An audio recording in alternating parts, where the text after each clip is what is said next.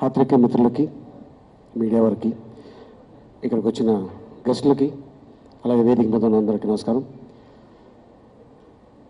98 movie lion Balakrishna గారిది.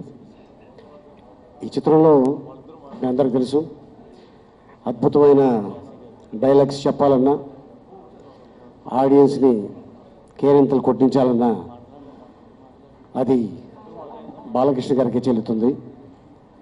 అలాగే నేను చెప్పా సార్, 99 చిత్రం, అలాగే మీ 100వ చిత్రం, మీది 100 100, మీ అబ్బాయి మోక్షు 1వ సినిమా బాగుంటుందండి కాంబినేషను అనగానే, మా అబ్బాయికి ఇంకా చాలా టైం ఉంది, వాడు చాలా చిన్నోడు అని బాలకృష్ణ గారు చెప్పారు. కానీ తనకంటే చిన్నతనంలోనే చైల్డ్ ఆర్టిస్ట్గా తెలుగు ఇండస్ట్రీకి పరిచయం అయ్యి, తర్వాత హీరోగా మనోడు వచ్చినా కూడా ఆయనలో పవర్ తగ్గలేదు.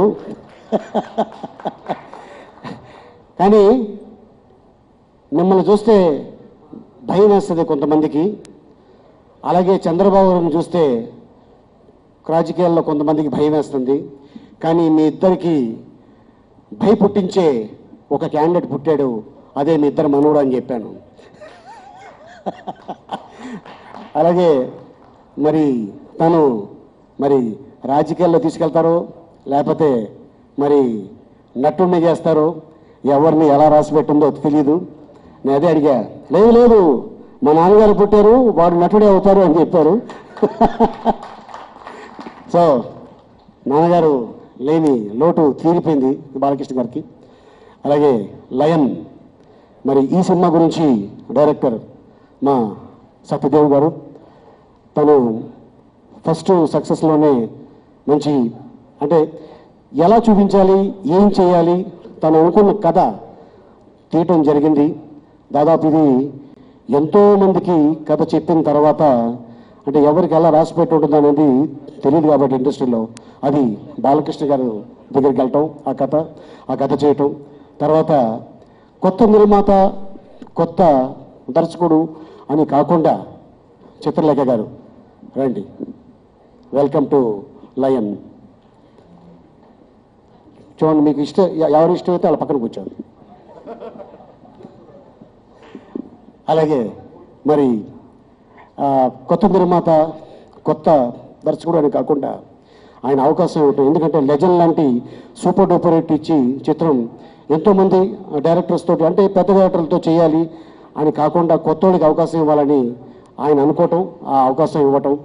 అలాగే మరి రుద్రపాటి రమణ గారు, వారు కొత్త నిర్మాత అయినా కూడా మంచి స్టార్టింగే ఆయనకి ఓపెనింగే ఒక మంచి చిత్రం ఇచ్చి తను గొప్ప నిర్మాతను చేశారు. అది the credit goes to Balakrishna గారు.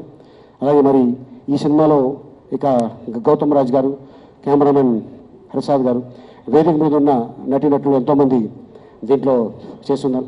సో ఇలాగే ప్రతి సినిమా ఆడియన్స్కి ఇంకా బాలకృష్ణ గారు ఇంకా మాకు ఇంకేదో చెయ్యాలి అని ఎదురు చూస్తున్నారు. సో 99వ చిత్రం, 100వ చిత్రంలో ఎదురు చూస్తున్నారు.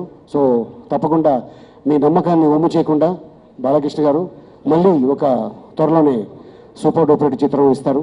అలాగే మళ్ళీ నాకు ఈ అవకాశం కల్పించిన డైరెక్టర్ గారికి, అలాగే నిర్మాత గారికి, బాలకృష్ణ గారికి ధన్యవాదాలు చెప్పుకుంటూ థ్యాంక్ యూ వెరీ మచ్.